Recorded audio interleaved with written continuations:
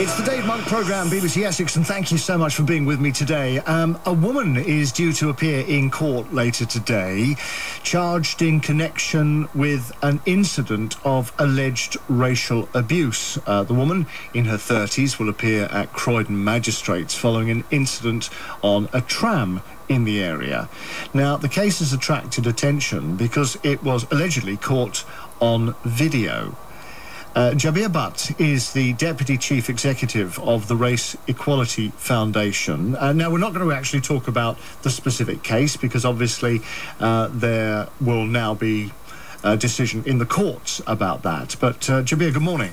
Good morning, Dave. How common, generally, are racially motivated public offences these days? Well, the latest figures we have, Dave, suggest that in 2010-11, something like 54,000 incidents were recorded by the police. That's a slight decline on the year before that. But it's also the case that very many incidents happen that never get reported to the police, so I suspect the incidence levels are higher than that. And what are racially aggravated offences? Can you sort of give me some examples, define them for me? It tends to range from name-calling, often using the N-word or the P-word quite regularly, to much more significant abuse, physical violence, damage to property, and so on.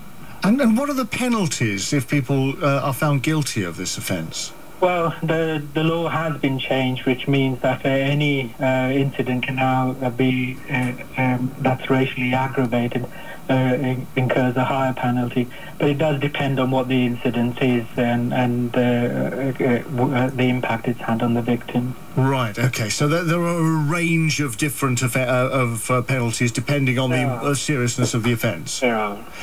Well, you mentioned that these are the ones that are reported. Why do you think things go unreported? What's going on? I suspect there's still a sense that sometimes people think nothing is going to be done or nothing valuable is going to be done, so there's no point in reporting it.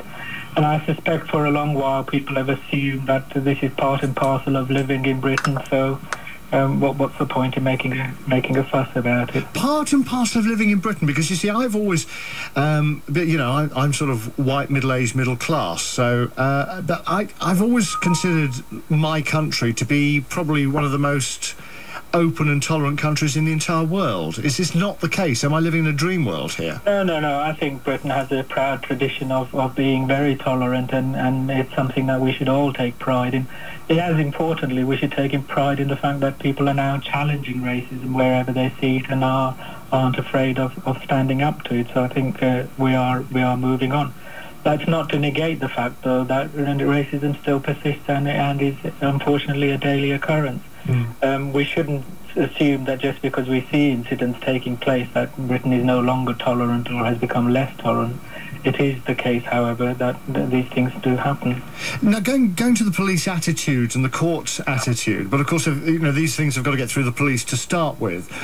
Let's talk about that. What I would have thought, after so many inquiries and so many reports, that the police attitude is got to be a lot better than it was 15 years ago, isn't it? That's definitely the case, Dave. I think the Macpherson report was a watershed, not only in the public's perception of how we should respond to racist incidents, but in particular the police's response. And I think up and down the country, the police have made it a clear objective of theirs to respond appropriately.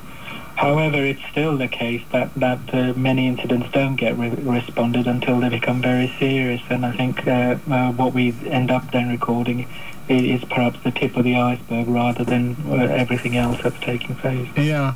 I just wonder how I would react. How do people react if they see what could be a racially aggravated offence taking place? How do people react? Well, quite often people will challenge it and say that that's not right, you shouldn't be using language like that, you shouldn't be doing things like that. And people will stand up, and it builds on a proud tradition, I think, that Britain has had of challenging racism. We can go back to all those people in the East End who stood up to the black shirts, Mosley's black shirts in the post-war period, and said that this wasn't something that they were going to support.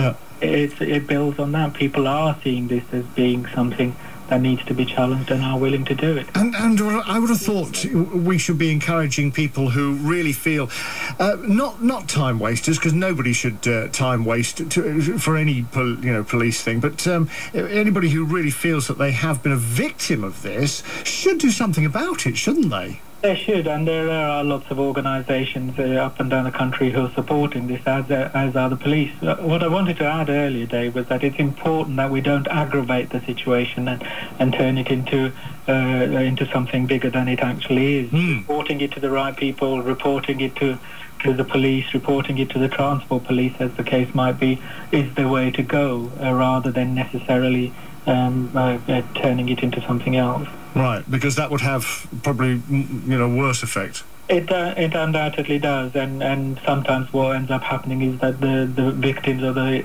innocent bystanders get drawn into something which could have been better dealt with and responded to by the police.